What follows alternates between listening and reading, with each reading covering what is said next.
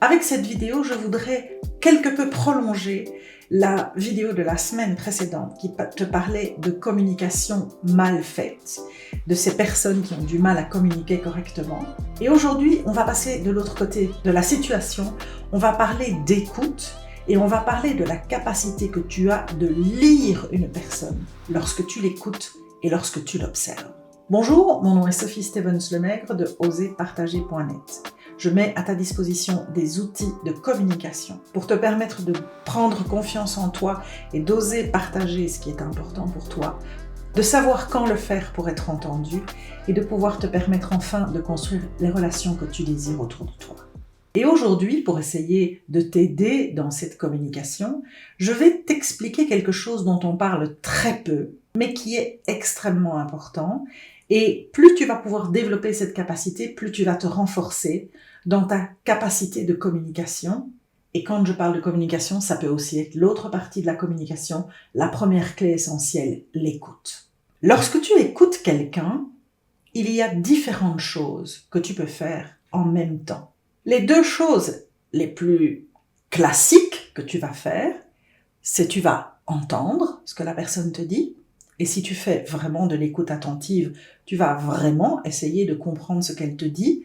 Tu ne vas pas commencer à réfléchir à ce qu'elle te dit. Tu vas simplement écouter ce que la personne te raconte, de manière à être certaine de bien comprendre tout le concept, toute l'idée, tout le projet, toute l'explication, pour pouvoir éventuellement poser des questions de clarification si tu en as besoin après l'explication.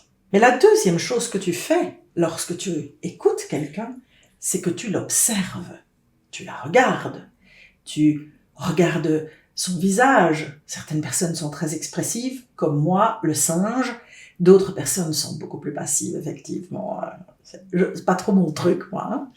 Et donc, ce qui se passe, c'est que lorsque tu écoutes quelqu'un, tu peux l'écouter à différents niveaux. Et aujourd'hui, ce que je voudrais que tu comprennes, c'est qu'il est important de pouvoir apprendre à écouter ce qui ne se dit pas, mais qui se voit, c'est-à-dire à lire une personne, son attitude, la manière dont elle s'exprime, et de pouvoir discerner dans la lecture que tu fais ce qui est caché. Pour que tu comprennes bien ce que je veux dire, je vais te donner un simple exemple. Interview de plusieurs candidats pour un poste dans une société. Au moment où les premières interviews sont terminées, les 3 personnes qui interviewent les différents candidats discutent et s'accordent sur une chose. Elles sont perturbées par un des candidats qui montre beaucoup trop d'enthousiasme, qui montre beaucoup trop de volonté, qui est très souriant et très sympathique, certes. Elles ne peuvent pas exactement dire, mais il y a quelque chose qui les dérange. Je vais les aider à comprendre que l'enthousiasme qu'il a et les points de repère qu'elles ont, qui sont une série inquantifiable de lettres recommandées et un CV sur lequel elles peuvent vraiment faire une analyse approfondie, elles vont constater en fait que c'est une personne qui travaille depuis quelques années mais qui ne reste dans aucun job. C'est un type qui est éternellement remercié au terme des 6 mois d'essai et au moment où il est remercié, on lui donne une lettre de recommandation qui est totalement vide de sens, parce qu'il n'y a rien d'utile dans ces lettres. Elles comprennent qu'il y a quelque chose qui ne va pas, mais elles ne comprennent pas ce qu'il y a derrière le sentiment qu'elles expriment. Donc, on va décomposer cette situation. Lorsque tu es face à une personne et que tu sens que quelque chose ne fonctionne pas, qu'il y a un décalage, que tu n'es pas tout à fait à l'aise, que tu ne parviens pas à leur faire confiance, c'est qu'il y a dans le comportement de ces personnes une information qui est transmise, mais autre chose aussi qui te perturbe. Et dans le cas de ce candidat en question, la lecture était très simple. Elle se questionnait pragmatiquement sur les informations reçues et lorsqu'elle lui posait des questions, elle n'obtenait pas d'informations précises qui puissent clarifier cette question qu'elles avaient. Et l'attitude de la personne, la manière dont il se comportait, était tellement enthousiaste qu'elle ressentait un malaise ou en tout cas une gêne par rapport à cela. Donc, sans le comprendre complètement, elle savait lire quelque part la personne en se disant il y a quelque chose qui ne correspond pas à ce qu'il dit, qui n'est pas en alignement, qui est trop excessif. Et elles avaient besoin de pouvoir comprendre cette espèce de décalage. Et effectivement, c'est un candidat qui, naturellement, allait être écarté. Sauf que, une fois que ces interviews avaient été faites, le big boss de la boîte devait voir les 3 candidats et donner son avis sur les interviews. Or, lui, il est connu pour être quelqu'un qui fait ce qu'on appelle de la projection. C'est-à-dire qu'il est incapable de lire une personne et qu'il va projeter sur ce qu'il voit, sur ce qu'il entend par rapport à la personne qui est face à lui, ce qu'il voudrait que cette personne soit, ce qu'il croit que cette personne est et ce qu'il imagine que cette personne pourrait réaliser. Quand on est face à quelqu'un qui est incapable de lire et qui est vraiment uniquement dans cette espèce d'aveuglement, cette espèce de projection, et la projection c'est vraiment littéralement de ne rien vérifier, mais de simplement imaginer, eh bien on peut très facilement transmettre quelque chose et influencer cette personne parce qu'on sait comment le faire pour obtenir ce que l'on veut. Alors dans le cas présent, au moment où il a dû voir les 3 personnes qui faisaient cette interview, c'était garanti, mais on le savait à l'avance, donc on allait vraiment faire le test, qu'il allait choisir le candidat le plus enthousiaste. Parce qu'il n'allait jamais aller voir le CV, il n'allait jamais poser de questions pragmatiques, mais il allait être totalement floué par cet enthousiasme positif, cette envie de venir travailler pour la société, blablabla.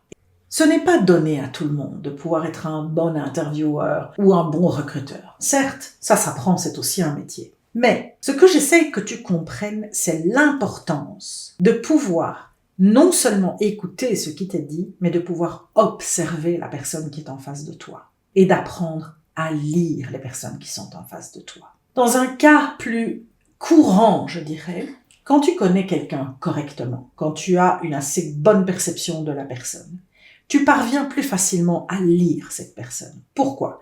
Parce que, comme tu connais la personne, tu connais la manière dont elle est en général, la manière dont elle s'exprime, la manière dont elle peut être parfois enthousiaste, ou plutôt être découragée, et la manière dont elle le symptomatise, tu pourras plus facilement, quand elle ne parle pas, ou quand elle ne dit qu'un mot ou deux, déceler en lisant la personne qu'il y a peut-être quelque chose qui ne va pas. Si quelqu'un que tu connais bien et que tu sais par exemple que cette personne traverse une période difficile, que tu lui demandes comment elle va et qu'elle te répond « ça va », mais que tu sens dans son attitude, dans son body language qu'il y a absolument rien qui indique que ça va, qu'elle est plutôt fermée, qu'elle ne veut pas engager de discussion, qu'elle dit oui ça va avec un petit sourire mais qui est vraiment forcé, tu sais lire la personne et tu sais tout de suite te dire « ok, d'accord, j'ai compris, elle me dit que ça va mais c'est pas du tout le cas ». Qu'est-ce que je fais pour l'aider? Mais par contre, il existe des personnes qui ne prennent pas le temps d'apprendre à lire les gens et qui vont se suffire avec cette espèce de façade qu'ils vont voir, qu'on va leur projeter et ces espèces d'informations qui vont complètement rendre caduque la perception exacte d'une personne face à une situation. Ce type de situation peut se retrouver partout. Tu peux avoir dans ton entourage proche quelqu'un qui te floue littéralement depuis des années. Une personne que tu côtoies plus ou moins régulièrement et qui, chaque fois qu'elle vient te voir, c'est exactement le type de posture qu'elle doit avoir, la manière dont elle doit te parler, la manière dont elle doit discuter de certains sujets avec toi, soit parce qu'elle obtient des informations que tu lui donnes aveuglément sans te rendre compte qu'elle va les utiliser contre toi peut-être à un certain moment, parce que tu ne sais pas lire la personne et que tu ne cherches pas à lire la personne. Beaucoup d'entre nous se retrouvent dans ce type de situation plus souvent qu'on ne le croit. Et malheureusement, avant de prendre conscience de ce problème, on est souvent très nombreux à payer le prix fort, se faire tromper par quelqu'un, se faire abuser par quelqu'un, se faire complètement manipuler par quelqu'un, avant de vraiment se dire « j'aurais dû suivre mon instinct parce que j'ai eu un petit signal, mais je ne l'ai pas suivi ». C'est pour ça que, franchement, il est important que tu comprennes que oui, il y a des gens qui ne communiquent pas très bien, mais il y a aussi toi qui dois apprendre à savoir lire entre les lignes. Et il y a une vidéo qui parle de ça, dans laquelle je t'explique la chance, la force de pouvoir lire entre les lignes, mais de pouvoir aussi lire la personne qui est devant toi, de ne pas te laisser flouer par une espèce de façade que cette personne éventuellement monte et que tu pourras très facilement déceler si tu rencontres cette personne à plusieurs reprises et que tu l'observes lorsqu'elle interagit avec d'autres personnes que toi. Si tu veux pouvoir apprendre à lire les gens, ce n'est pas juste quand tu es face à eux que tu apprends à les maîtriser. Certes, il y a des personnes qui vont complètement te rassurer, tout le monde n'est pas en train d'essayer de te piéger. Mais si tu veux vraiment observer quelqu'un et te dire, si tu as instinctivement l'impression qu'il y a quelque chose qui ne va pas, laisse ton instinct te guider et sois simplement à l'observation. Et lorsque cette personne interagit dans un autre groupe avec plusieurs personnes, ou que tu peux l'observer en train d'interagir avec une autre personne, tu peux alors voir éventuellement des différences dans le comportement, dans cette fameuse façade que tu vois toi quand elle parle en tête-à-tête avec toi. Il faut aussi que, et je te le rappelle, les exemples servent à ça, il faut aussi que tu saches discerner la justesse de l'enthousiasme. Ne te laisse pas flouer par quelqu'un qui est excessivement enthousiaste, par quelqu'un qui exprime des sentiments à outrance. Il faut parfois traverser cette espèce de brouillard qui se met devant toi, surtout si tu as besoin d'avoir des informations beaucoup plus factuelles, ça peut être dans le cadre professionnel ou pas, peu importe, et aller discerner, aller chercher plus loin.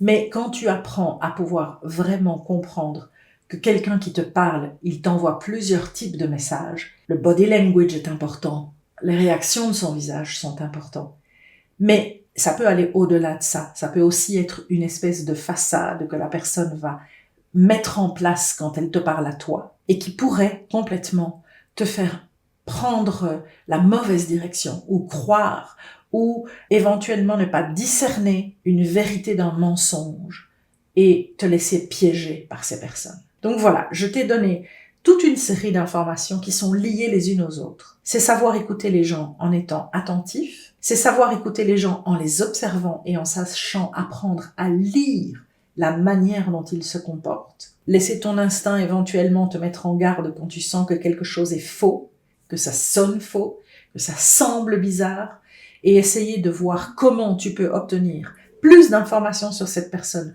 en la mettant dans d'autres circonstances, en l'observant quand elle interagit avec d'autres personnes, pour peut-être déceler quelque chose qui t'aidera à comprendre la situation.